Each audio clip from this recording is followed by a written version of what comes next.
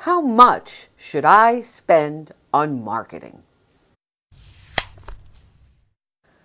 No one likes the answer to this question because the answer is it depends. Now, there are three marketing metrics that, when you take them individually, are a good guide, but when you bring them together, get you to a really meaningful number. The three metrics are percentage of gross revenue, a market message saturation budget, and the investment you're willing to make to achieve your business objective. So let's get started. Percentage of gross revenue. This has been around forever, and it's a very general number that's based on surveys across lots of different markets. But if you're selling business to business, that number is, wait for it, 5 to 10% of your gross revenue. Okay, wait, do I need to get my resuscitation paddles and jolt you back to life? There's always a moment when the person on the other side of the table is just keeling over. Do I have you? Good, you're still with me. All right, 5 to 10%. Caveat here. That's just to maintain your position in the market, okay? That's not to do anything special like become a market leader. That's just to stay where you are. The second metric, market message saturation budget. This one's fun. Let's make believe you have all the money in the world and you want to saturate your market with the message. Let's go shopping and find every opportunity for you to get in front of your customer. So the first place I like to look is events. FaceTime is golden. Let's look at every event in your marketplace and see what it would cost to get a small booth or a table at that event and bring people there. Open up your spreadsheet, put that number in. Now look at Google paid search.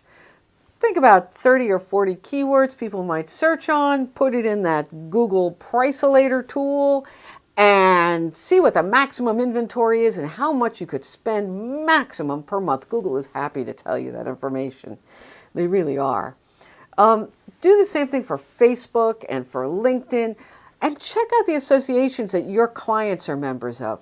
You know, see if you want to buy a few sponsorships, go to some of the events, maybe buy a print ad. Oh, those old-fashioned print ads in there.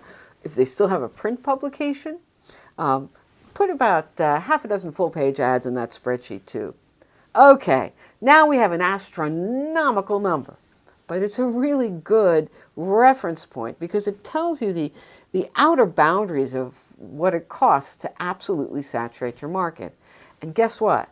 In the process, you've become a really educated consumer of marketing opportunities. You know what things cost. That's really, really good. Because when your competitor is out there and starting to show up everywhere, you're going to have a really good idea of how much they're spending on marketing. Okay, let's bring it all home to you. What do you want to get out of marketing? What's your business objective? Now, if you're like a lot of businesses, there's this bubble over your head right now, and inside the bubble are the words, fill the pipeline with leads. Well, yeah, that's a very laudable objective, but it's really super tactical, and I urge you to think more strategically. So let's take that example, fill the pipeline with leads. What are you really doing when you fill the pipeline with leads and you close them and you bring new business in? Well, if you're doing it well and you're doing it consistently, you are gaining market share. That is a strategic objective. Okay, that's good. Think about what the value would be to take your company from sort of the middle of the pack, right, to the position of a feisty number 2, threatening the top person in your marketplace, the top competitor in your marketplace. Would that make you a really tasty acquisition target? Oh, you bet it would. And would that bring value to your company? Would that bring greater value than just simply the bottom line sales number? Absolutely. That's shareholder value. Now think about, what are you willing to invest to get that value? That's your number. Now, prove your number out. Prove it against that 5 to 10% of gross revenue. Is it closer to the higher end of that number? Then, okay, you're probably in the right place. And what about the market message saturation budget? Are you in the 20 to 30% range? Then, okay, you've got something to work with. Now, I'm not saying that this number is going to be perfect. You may need to make some adjustments, but with those three metrics, you have solid, realistic guideposts that will get you to a number that's meaningful to you. Okay, so you don't have to do this alone. There's a guide linked below, so please download it and subscribe and click the bell and follow us on Facebook and LinkedIn. Until next time, have a great business day.